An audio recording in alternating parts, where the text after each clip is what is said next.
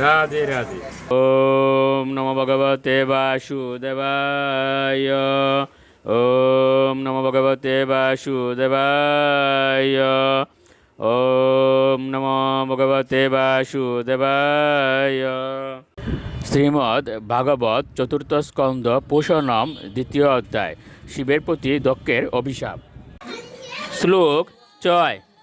উদতিষ্ঠন সদৈশাস্তে সদিষ্ণৈব স্বাগ্নয় ঋতে বিরিঞ্চাম সর্বম চ তদ্বাসাক্ষিপ্ত চেতস।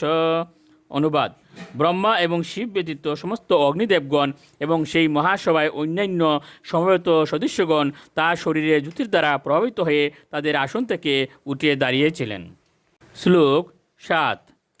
সদসম্পত্তিবির্দক্ষ ভগবান সাধু সৎকৃত অজম লোক গুরুম নত্তা নিশসাত্তদাজ্ঞয়া। অনুবাদ: সেই মহান সভার সভাপতি ব্রহ্মা দক্ষকে যথাযোগ্য সম্মান প্রদর্শন করে স্বাগত জানিয়েছিলেন। ব্রহ্মাকে শ্রদ্ধা নিবেদন করে দক্ষ তার আসন গ্রহণ করেছিলেন। শ্লোক 8। প্রাক নিষন্নম নীরম দৃষ্টা ন অমৃষত্তৎ অনাদৃত উবাচ বামম চক্ষুর্বাম বিবিক্ষ দহন্নিব।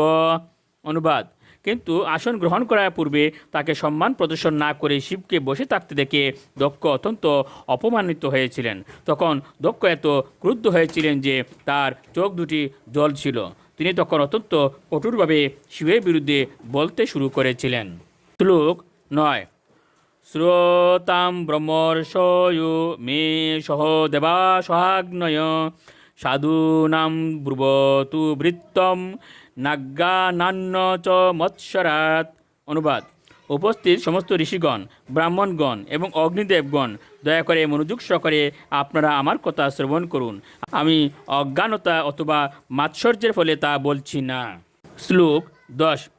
অয়ম তো লোকপালানাম ইয় সুগ্নো নিরপত্রপ সদ্বিরাচরিত পন্থা হেন স্তব্ধেন দূষিত। অনুবাদ: লোকপালদের নাম এবং যশ শিব বিনষ্ট করেছে এবং সদাচারের পন্থা কলুষিত করেছে। যেহেতু সে নির্লজ্জ, তাই সে জানে না কিভাবে আচরণ করা উচিত। রাধে রাধে।